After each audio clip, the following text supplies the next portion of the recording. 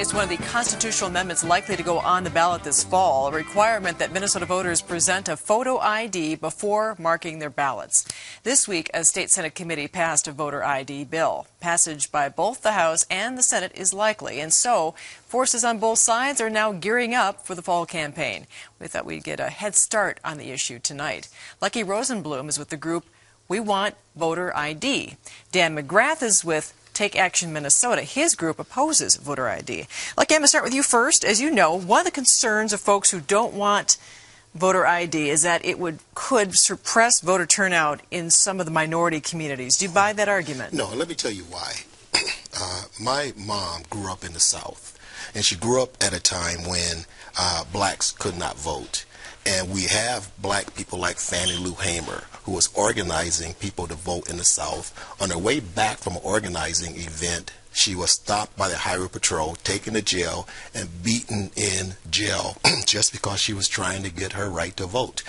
And I thought about that, and I said to myself, when we think about Vernon Johns, Medgar Evers, Martin Luther King Jr., Reverend Reed, all the civil rights people who were fighting for voting rights, if there was a law that said if you have your ID you can vote, how powerful that would have been for one of the civil rights leaders or marchers to pull out their ID and say, the law says as long as I have my ID as a black man I can vote.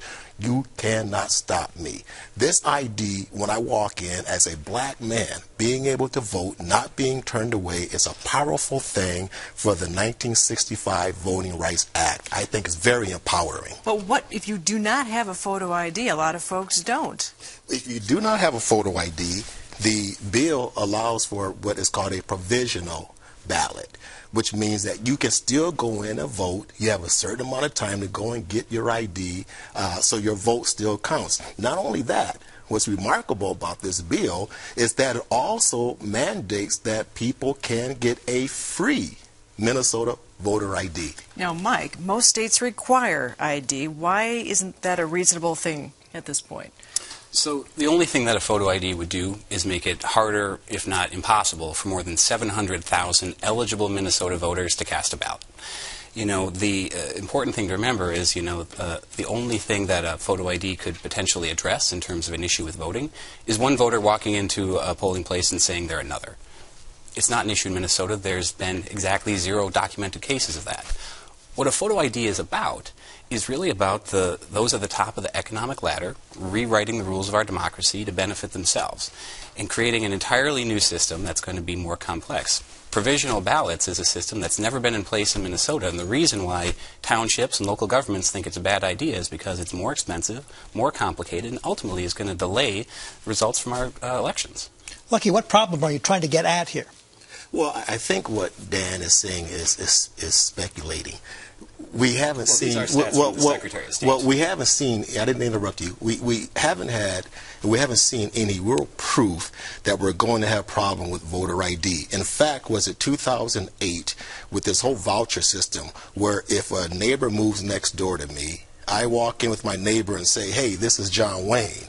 They take my word for it, he can vote. In 2008, even when we showed that people were moving out of the areas, the Secretary of State's office still identified 6,000 questionable votes under the voucher system. The voter ID and having an ID when you walk in is not going to be a problem. Why? Because if we start preparing for this as a community person, as a community leader, if I know we have to have these IDs to vote, I'm going to start working in my community right now, making sure that the people, constituents in my community have their IDs, they're going to be able to vote. Well, Dan, folks use their ID for so many things in modern society. Are there circumstances such this makes it a special burden? Well, let's talk about who doesn't have an ID in the state. So according to the Secretary of State, there are 215,000 current eligible Minnesota voters, folks who are already casting a ballot who don't have a valid ID. We know that those are folks who are primarily senior citizens, students, the working poor, and by the way, under this proposal, anyone who happens to lose their wallet is going to be unable to vote on Election Day, too, which affects certainly anyone. Now, again, there's 500,000 people who turn out on Election Day and register at the polls. We've had Election Day registration in this state as long as we've had voter registration in this state. So we're talking about a radical reorientation of our election system around an issue that frankly doesn't exist. Lucky. You know, your argument is just not a valid argument. Let me tell you why. The other day, I left my driver's license at the Department of Public Safety when I went in to get my tabs. So I was out my driver's license for 4 days. If one of those days was a day I was supposed to vote, I could have went in, made a provisional vote on a provisional ballot, came back, showed my ID, and my vote would still count. Senior citizens, I worked for senior citizens. I worked in group homes or senior citizen high-rises. And one of the things that we would do is that if we can take our senior citizens on a bus to have them vote, why can't we put them on a bus or whatever we, let me finish, or whatever we need to do to make sure they have their voter ID. My mom was 83 years old when she passed away. She had a Minnesota driver's license. My dad was 93 years old, Tiger Jack. He passed away. He had his he had his driver's license. But you know what? We heard 5 hours of testimony 3 weeks ago from people, Minnesotans of all walks of life, who said this was bad for them. One of those stories was Ilo Madden, member of Take Action Minnesota. She's in her 70s. She carries an oxygen tank with her wherever she goes. She had to stand in line for 6 hours at the DMV to get her license. And when she finally got it, it had the wrong name on it.